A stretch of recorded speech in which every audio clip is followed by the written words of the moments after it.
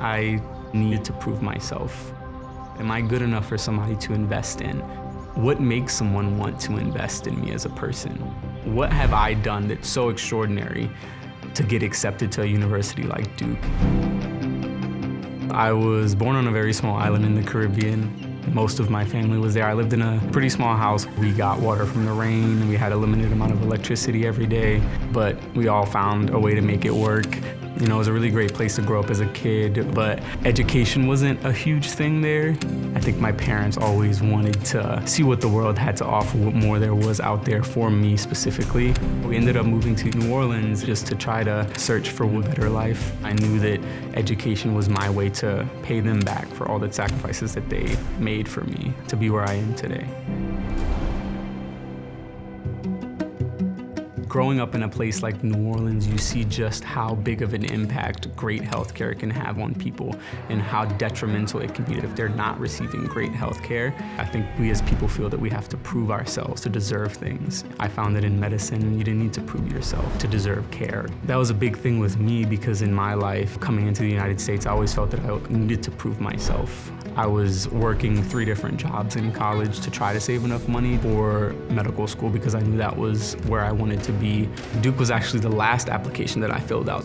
And one day my phone started vibrating in my pocket and the caller ID said Duke University. So I answered and they basically told me that I had gotten in. I started screaming and jumping, thinking, how is this happening? What did I do to deserve this? It was such an awesome moment. However, as soon as I said I accept, I immediately started thinking of how am I gonna pay for this? The only way for me to get there is to secure some type of scholarship. So when I opened that email and it told me that I got this scholarship, it was one of the greatest moments ever. This is gonna change my life. It's paving me a way to not only follow my dreams and to not only support myself in the future, but I'm representing my entire island and all of my family back there. A lot of the doctors that I've met at Duke, they simply care for the patient because they love people and they wanna help people and they wanna be there for people as people. I knew that's where I wanted to be, and I knew Duke was a place that I saw myself. One thing that I've always wanted to do is to pay it forward to people who are in similar situations as me. I think about how beneficial it would be for all of them to have had a doctor who fought for their rights and fought for their chance to receive great health care, because it can change your life. It can save your life.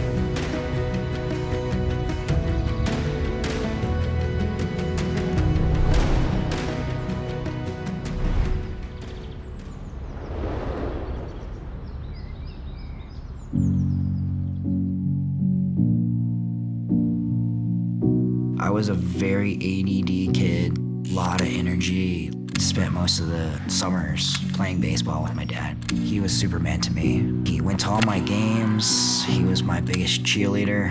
When I was 13, my dad was diagnosed with lung cancer.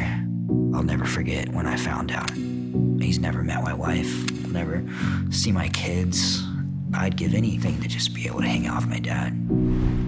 When I felt like I was completely lost when my dad got sick, I wanted to know more. That's why my mission in life right now has been working with cancer patients, because it's like kind of talking to my dad in a way. Both my parents told me that I could be whatever I wanted to be. I want to be a positive. I was doing research here at the Cancer Center and was able to really understand cancer care. It just made me fall in love with that type of care. Okay. My first degree was here at the nursing school because I wanted to be a nurse. You lose a lot of your autonomy once you become a cancer patient. My biggest thing is trying to give that back a little bit. The trust that comes from patients, that they're willing to put their lives in my hand. It just clicked to me that I was doing way more than what I thought I was doing. I think everything's just kind of aligned in the right way for me to be able to do more. I can give more, and that it's very important that I do that. Duke's been the place that for the last 15 years taught me how to be better at what I want to do. And that's pursuing a family nurse practitioner degree. I got a scholarship from Betty Musham, and I saw how inspirational that she was. It allowed to take a lot of the stress off because that helps pay the bills and feed my kids. I've become way more proficient with my time than I ever thought I would. I'm very hopeful getting through the program here at Duke and into the NP role that I will thrive. and be able to provide something that some other people can't. Let's go. I think everything that you've had in the past shapes who you're gonna be in the future. I want to make sure that I provided my kids with all of the things that I missed out on. For kisses. Hearing "Daddy, I love you" makes me feel special. I came into this situation thinking that I wasn't gonna be making a huge difference, but I found my place. I've really done something right.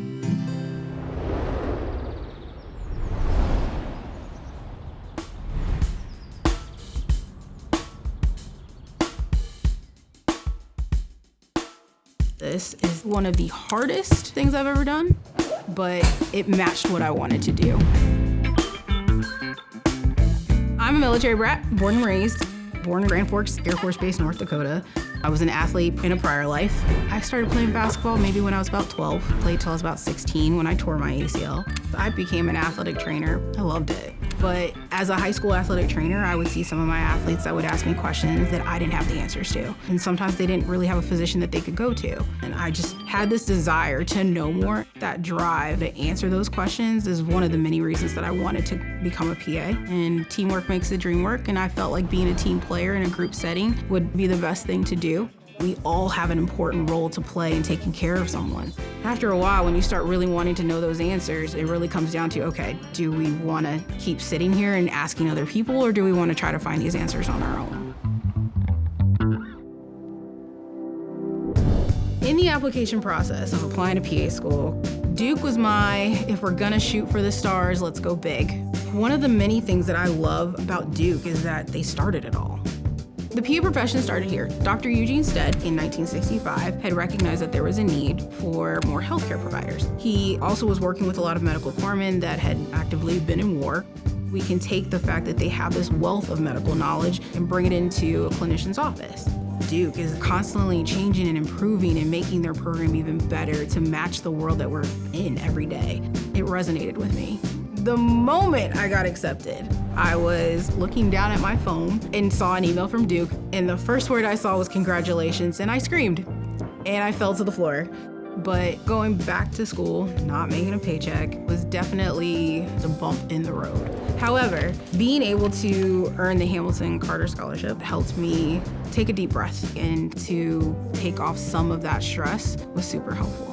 I think the biggest challenge that comes out of this program is the speed at which you're gaining this knowledge. You are drinking water out of a fire hose, but you don't feel like you're drowning. You feel supported in the process. Being able to go back to school and then being able to get back out into the community mattered a lot to me. I want to keep helping. I want to build that continuity of care and be there and spreading the basic knowledge of how to take care of yourself. We can all see things from a different aspect. Everyone's differing perspectives is what brings out the best in one another. Nobody can really reach a goal on their own. We all have to do it together.